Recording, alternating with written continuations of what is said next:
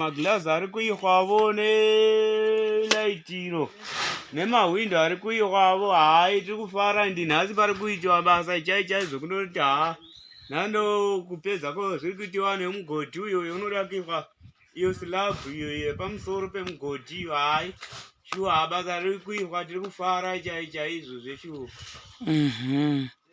Saka but maketeni hamusati maisa wani manyowani muchakaisa mashiti wani pamawindo? Vanobvisa. Vakazvitsvaira here mumba? Yamba vanombotsvaira. Vanodii? Vanotsvaira. Kweme muchitei? Ndio matanda angu ukoko. Oh. Ndio matanda angu. Ko machira eweta hasi kuona chibuda wani? Hai, papa inyanzo zviri. Mai Ruva. Rubude. Moite mumba Mai Ruva. Ndimupinde here izvozvi. Ndimupindi here itiipwe. Itiipwe. Budisai machira neweti. Ndani mazuva asingamaoni machira neweti. Ngaabude pashayo. Takutari koko saka pakaita mutswe, I think type yedanda zvinhu zvakuti tatodzidzawo lesson nenhungo inokonzeresa. Saka maybe next time to change. So apa pande patoda kuti pachikliniwa tisiyewo musha wakliniwa. Pendi ratata yakaisara pashira bata zvina makatoti yatiwo pokudhara. Malights pakutoti ngwe. Kura nhasi pane pakachena kuti chiedza chenyika yose yeZimbabwe. Then moyo saka kuzoti ndichiwacha nemvura yakaita seyo hazviiti. Mazvionawo manje kuti sei ndasingakwanisi kunge ndichasei ndichiwacha nemvura yepano iri zviri sei guys. Nhasi kwana Mai Ruva kwakaipa zviri sei bhudhi, taura itinzwi muri kuitsei?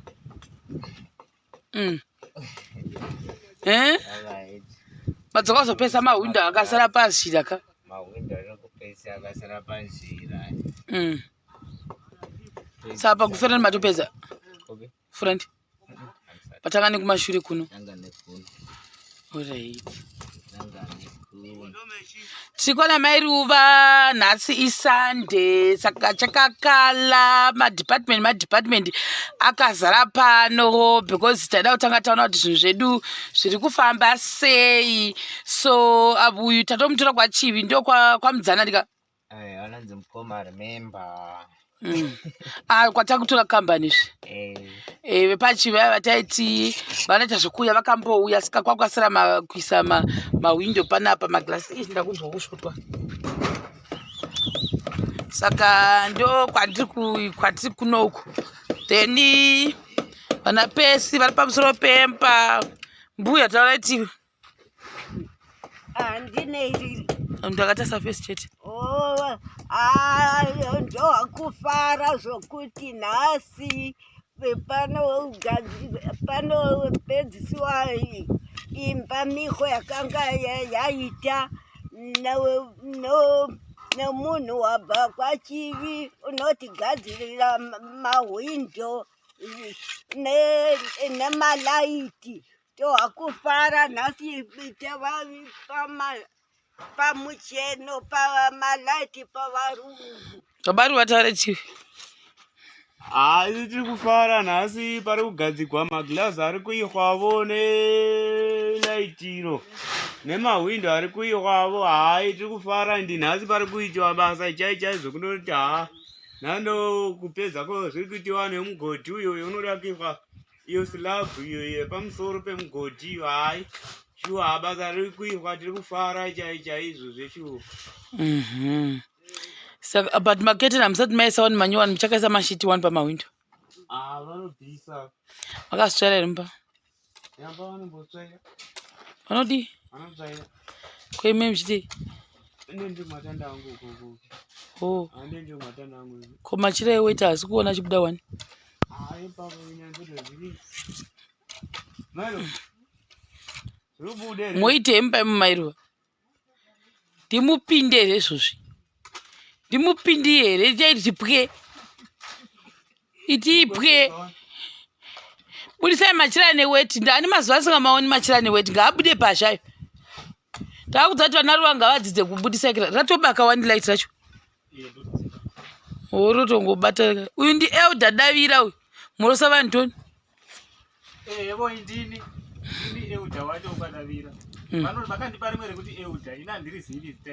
Eudiriji. Eudiriji wane zhara muromo wachena. Saka apa pakicheni like pane danda rakaiswa saka rakazokonzesa kuti patsemuka apo. Saka Pesa ari pamusoro pesitasa kuno. Ari kugadzirisa mitswe yacho kuti zviite zvakanaka.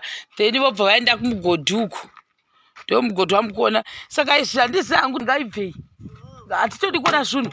Iwe baba ari waubvise matende ana baba ekera asabhuku. Mangwana tofanira wapa zvinhu zvavo. Zvinhu zvese ngazviite muorder. Jiraho redu iro rakazopera kusvika kumucheto. Saka vazosara ngoisa zvitanda muzasi umu. At least pamushawo munhu achangodhereri arikuda kungopinda nepo ngopinda. Vanhu ngavapinde nekugedhi. Mozviona. Nhasi pakaipa. Ndo zviri kuitika pano nhasi muzuva ranhasi wemawindo pamwe vari kugasagasa. Handiti zviburi zveshe wakati uchaisa here? Havasi kuchereka pakaoma. Katanga tapedza zvemugodhi ndo zvakakosha.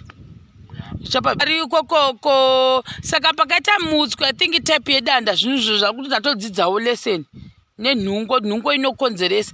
Saka maybe next time tochinja. So apa pande patoda kuti pachikliniwa tisiyewo musha wakliniwa. Pendi ratata yakasara pachirabhata zvina makatoti yatiwopo kudhara. Malights pakutoti ngwe. Kura nhasi pane pakachena kuti chiedza chenyika yose yeZimbabwe. Then mbudziwo kana vasati vabuda muno vanombofanira kufudzira muno.